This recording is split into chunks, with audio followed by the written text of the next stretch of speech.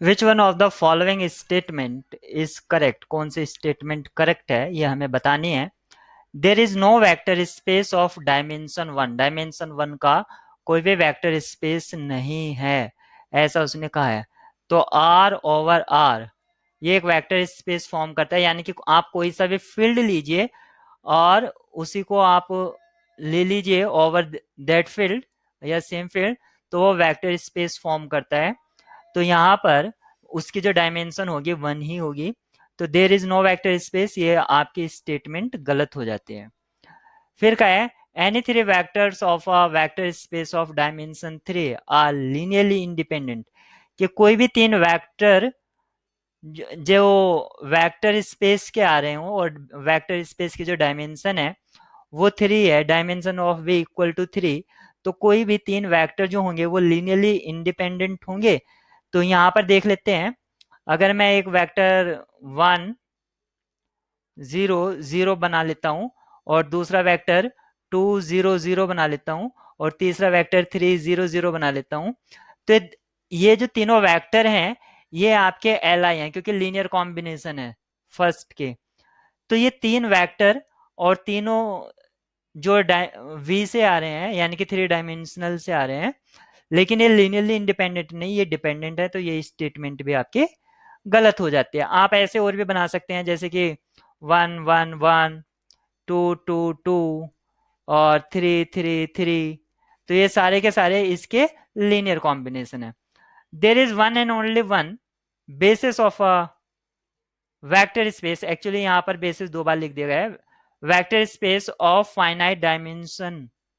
क्या एक finite dimension vector space की, सपोज करो dimension of V equal to n है, तो क्या इसका एक ही बेसिस एग्जिस्ट कर सकते हैं? नहीं, there exist more basis, may be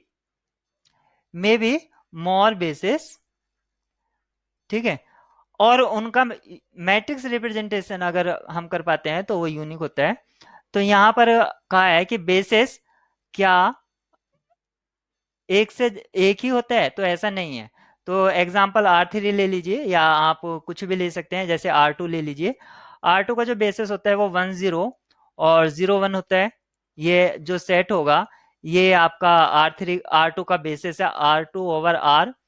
और अगर मैं दूसरा बेसिस सपोज करो, ये बेसिस वन हो गया, मैं बेसिस टू की बात करूं तो वन जीरो और वन वन, ये भी एक बेसिस होगा क्योंकि ये दोनों एल आई हैं और number of linearly independent two है तो बेसिस फॉर्म कर जाएंगे। तो आप देख सकते हैं आर टू वैक्टर स्पेस के लिए एक से ज्यादा बेसिस हमारे पास मौजूद हैं। तो ये स्टेटमेंट आपकी फॉल्स हो जाती है क्योंकि कहा है there is only one one and only one. और अब इसमें से जो बची है वो स्टेटमेंट डी ही बची है, तो ये ऑटोमेटिक करेक्ट हो जाएगी। क्या कहता है, if a non zero vector space V is generated by a finite set S, then V can be generated by a linearly independent subset of S।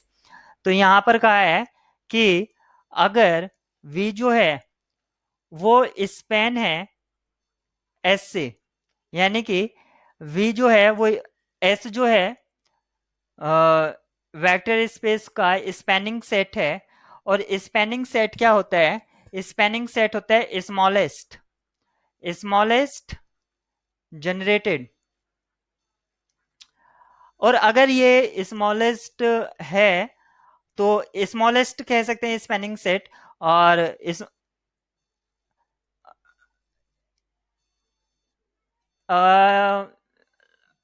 Spanning set आपका स्मॉलेस्ट जनरेटेड होता है। ये मैं सही कह रहा हूं। तो यहाँ पर अगर आप जो इसमें लीनियरली इंडिपेंडेंट वेक्टर्स हैं, सपोज करो इसमें लीनियरली इंडिपेंडेंट वेक्टर हैं और इसमें डिपेंडेंट भी होंगे लीनियरली डिपेंडेंट, तो आप डिपेंडेंट वाले कैंसिल करते जाइए यानी कि डिलीट करते जाइए, क्योंकि इनके कॉम्बिनेशन से ही आपका वेक्टर स्पेस जनरेट हो रहा है। तो लीनियरली डिपेंडेंट आप डिलीट करते जाइए, तो जो सेट बचेगा, सपोज करो उसको मैं एस प्राइम बोलता हूं, तो वो एस प्राइम से भी जनरेट हो जाएगा। और ये अगर ये लीनियरली इंडिपेंडेंट अगर मिनिमम हो जाए, यानी कि सबसे लीस्ट हो जाए, लीस्ट लीनियरली इंडिपेंडेंट अगर हम इसको कह दें, या लार्जेस्ट, अगर हम बोलें इसको लार्जेस्ट, लार्जेस्ट लीनियरली इंडिपेंडेंट, तो तब ये क्या हो जाएगा, आपका बेसिस फॉर्म हो जाएगा। तब यहां पर क्या हो जाएगा, स्पैनिंग वो पहले से ही कह रहे हैं, और अगर ये लीनियरली इंडिपेंडेंट अगर लार्जेस्ट हो जाए तो बेसिस फॉर्म कर जाता है। यही आपकी बेसिस की डेफिनेशन भी होती है।